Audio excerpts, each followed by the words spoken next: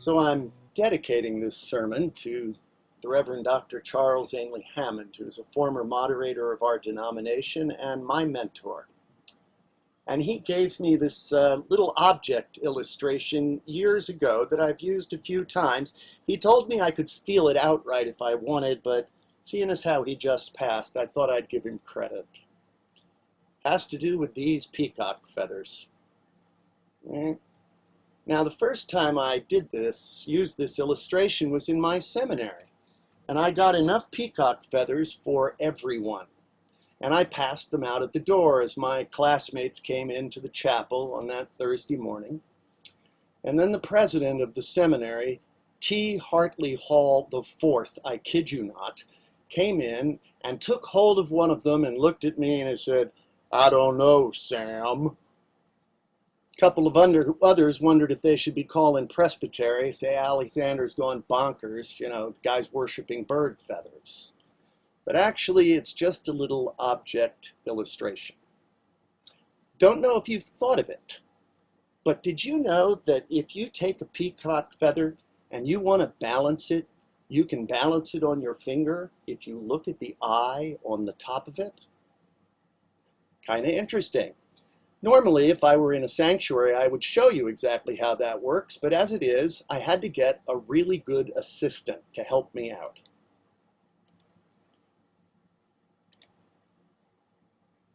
And let's see how she does.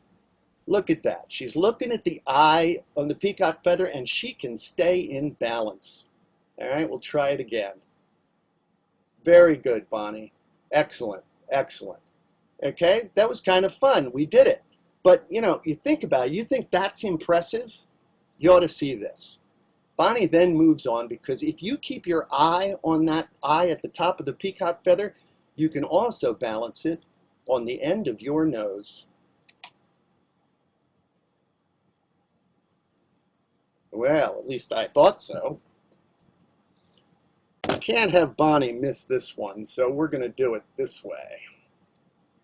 There we go. She's doing that. And there it is, but soon we will get to the nose. Here it is.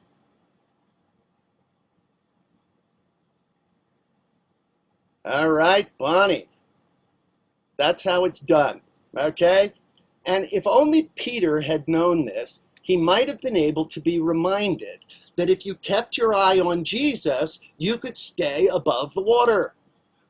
All right, because what happened in this little passage?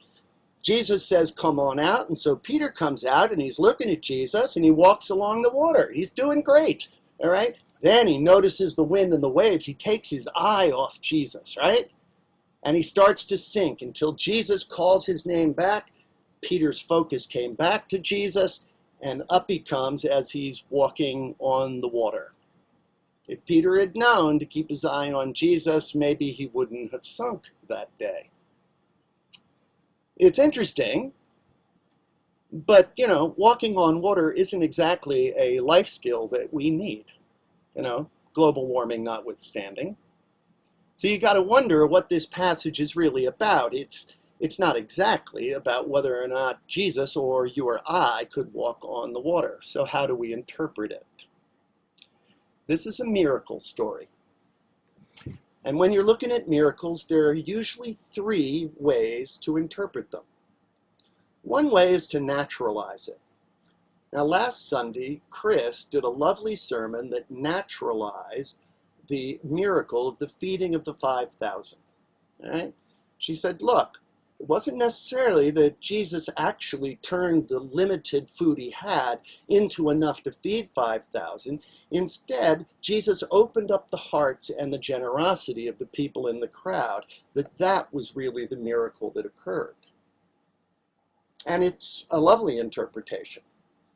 Some of the naturalizing interpretations of the miracles fall a little short. There was a very famous theologian in Germany named Friedrich Barth in the mid-18th century. And he thought that what had actually happened is that Jesus had a secret society led by Joseph of Arimathea, And he must have been standing in front of a cave that had lots of food in it. And so he then just kind of was surreptitiously given the food and he passed it out. Another naturalized interpretation. I mentioned Friedrich because he had a naturalized interpretation of this story of walking on the water. What he said was, and remember, this is a very well-known theologian at the time, among the most read in Germany. Supposing that Jesus walked towards the disciples over the surface of a great floating raft, while the disciples, not being able to see the raft, must needs suppose a miracle. So you see, the effort was to just assume that it couldn't possibly be a miracle of some kind, breaking the laws of nature. And so he came up with naturalized interpretations. They tend to take the power out of the story. Not always. Chris's did a lovely job. Then you can interpret them literally. So Jesus actually walked on the water. And I'm fine with that if people believe that Jesus walked on the water. My difficulty with that is that we tend to focus only on how cool Jesus is and how incredible it is that he did these miracles. And what does that really have to do with our lives?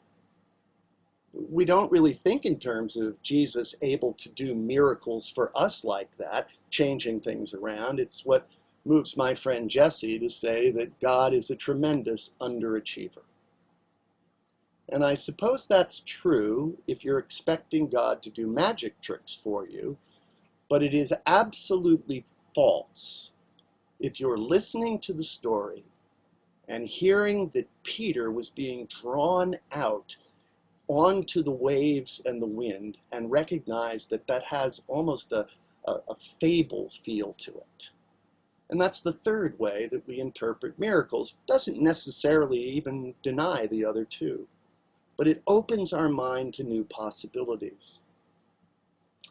So in the Hebrew scriptures, the sea, the deep, was a terrifying place.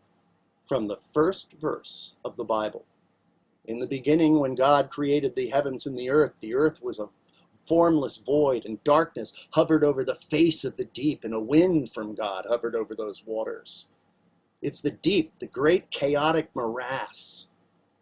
And you get to the Noah story, and all of a sudden that chaotic morass comes back in and drowns all the people. These people are terrified of the sea. One of the reasons is that the Hebrews were really land people, and they were fighting against the Philistines, the sea people. That's when these scriptures were put together. So they're terrified. They have stories of God using the sea to destroy Pharaoh. And then, of course, there's Psalm 69. Save me, O God, for the waters have come up to my neck. I sink in deep mire where there is no foothold. I have come into deep waters, and the flood sweeps over me. I am weary with my crying. My throat is parched. My eyes grow dim with waiting for my God. Talks about those who hate him, his enemies, the insults, all the things that are crowding in on his life. And he's saying that that feels like the sea is going to swallow him whole. Well, now we come to a message that's about you and me. Now we come to a message that is broader than just what Jesus did or some naturalized interpretation. And instead we start to ask the question, what are those times of challenge that threaten to swallow you up? There are, of course, the moments of catastrophe in our lives. We lose a job, we get sick, lose deep friendships, people that we love. Sure, these are our catastrophes, the struggles we have with our children. Those are difficulties, and they can make us feel like they're swallowing us up, but there's also that sense in which we could navigate a lot of those if there wasn't something going on the inside of us that made us feel like we were falling short in the midst of those catastrophes. What we noticed during the pandemic is that mental health is deteriorating. And there's a reason for that. The pressure is on, and all the things that we've put in place to stabilize our lives are being kind of pulled away, and it exposes the wounds and the hurts inside us that make us feel as though we're being swallowed whole. Springsteen says, well, everybody's got a secret something, Sonny, something they just can't face. Some folks spend their whole lives trying to keep it. They carry it with them every step that they take. We all have that wound and secret inside. The thing that we have some shame about, and it gets exposed in the middle of catastrophe. It gets exposed when we're under tension. And it's when we start to act in ways that disappoint ourselves. Have you noticed maybe over the last few months that there are times when you are the worst version of yourself? That's certainly been true for me.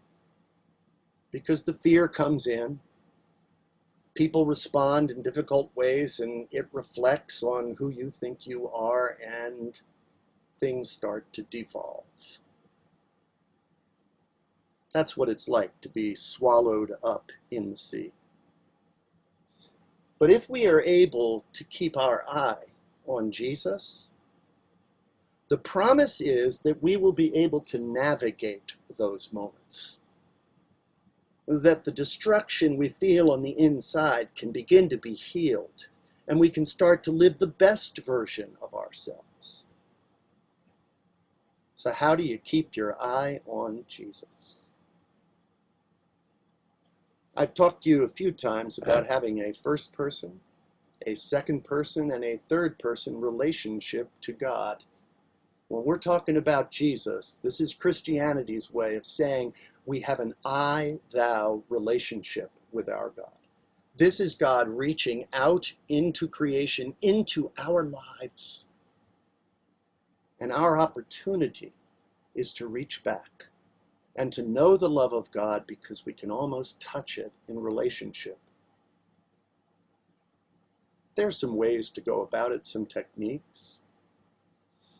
I went away for an 8-day silent retreat once in the mountains of Alaska, and I spent at least 2 of those days just imagining myself in the story at the end of John, when Jesus calls to his disciples out on the sea and calls them in for a nice fish breakfast that he'd been preparing by the shore. You spend enough time imagining yourself in a story like that, and you can begin to feel the healing power of Jesus. It takes time, though. There are other ways to do it. You might feel silly doing it, I don't know, but you can have a conversation with Jesus in your journal. If you're studying the stories of Jesus of Nazareth, if you're looking at the Gospels and learning about his character, you have a deep internal sense of who that God is. And so you can write to him and have him write back. And you may not get it completely right the first time or the second time, but over time what happens is you get a sense of the presence of God and what it is trying to reach you for. You get a sense that God's love is in communication with you and caring for you. It's an important moment. Keeping your eye on Jesus is not something you can just do one day and skip the next. The reality is that any spiritual discipline takes time, and we do it in the good times so that it is there in the bad times. Keeping your eye on Jesus can help you navigate the most difficult moments that threaten to swallow you whole. And the good news of this story is simple. If you engage in that kind of relationship, Jesus reaches out to you as you start to sink. Many of us can tell you that. Many of us have been through those moments when we somehow hear the voice of Jesus that heals the heart and lifts us up. It's the promise of the story as we walk along the water that threatens to destroy. And so if you have a moment, Get yourself a peacock feather. Some of you may have them already. You can put it on the wall. You know, it's funny, for all the teasing I got at my seminary that time when I preached this particular illustration. 10 years later, I was at kind of a reunion, and my Old Testament professor came up to me and said, "Sam, I have a peacock feather on my wall, and it reminds me to keep my eye on Jesus." It works. So get the peacock feather, you know, amaze and delight your friends by balancing it on your finger or on your nose. But know for absolute certain that it leads you to a place where you can feel the love of God, the love of Jesus, who forever reaches out and seeks to lift us up out of the sea and the mire. Amen.